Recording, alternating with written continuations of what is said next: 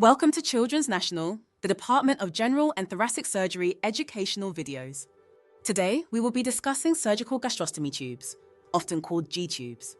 These are special devices used mainly for children who need help with feeding. A gastrostomy tube is a thin, hollow tube inserted through the skin directly into the stomach.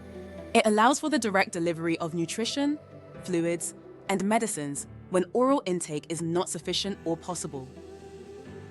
One common type of G-tube is the low-profile gastrostomy tube, also known as the button. It's discreet, resting flat against the skin, and is secured in the stomach by a water-filled balloon. It has a cap that opens, and a special extension tube is attached when giving feed-ins or medications. A meek gastrostomy is a soft tube that extends from inside the stomach to outside the belly. This tube is all one piece and is placed under anesthesia during surgery. It is possible to change a meek gastrostomy tube to a gastrostomy button, mini 1G tube, without surgery. Some babies and children cannot take in enough food and liquid by mouth when eating and drinking. A G-tube may help your child increase food, fluid, and calorie intake when your child isn't able to do this on their own, can make feeding less tiring for your child, can help overcome health concerns that prevent feeding by mouth, or decrease the risk of choking or aspiration. G-tubes may be used for a short time or for a long time. G-tubes are not permanent, but it can be hard to know how long your child will need a G-tube. You will meet with your surgeon to discuss the placement of the G-tube and which type of G-tube is best for your child. After meeting with your surgeon and decide to move forward with the placement of a G-tube for your child, you will be contacted by our surgery scheduling department to find a date for the procedure.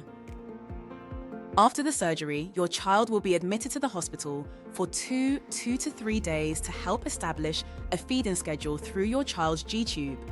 Ensure your child is tolerating formula through their G-tube.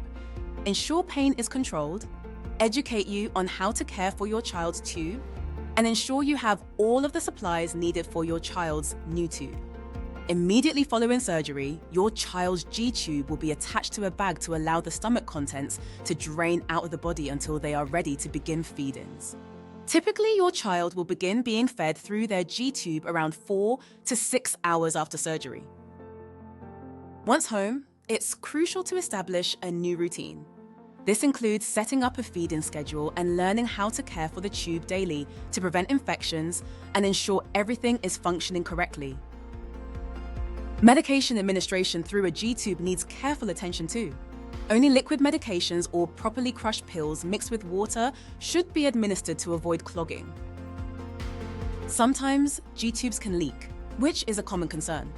Managing leakage involves placing a dressing under the tube and ensuring the tube's balloon is adequately inflated to prevent excessive drainage. Another issue might be granulation tissue, which is new tissue that forms around the tube site. It's not an emergency, but should be monitored and managed with the help of healthcare providers. Regular checks on the G-tube's balloon are also necessary to ensure it's properly inflated, which helps keep the tube securely in place and functioning correctly. As for changing the G-tube, the first change usually happens about 3 to 4 months post-surgery by a healthcare provider. After that, families are taught to change it at home, maintaining a schedule to ensure the tube's integrity. Lastly, it's important to have regular follow-ups and keep in touch with healthcare providers to address any concerns or complications.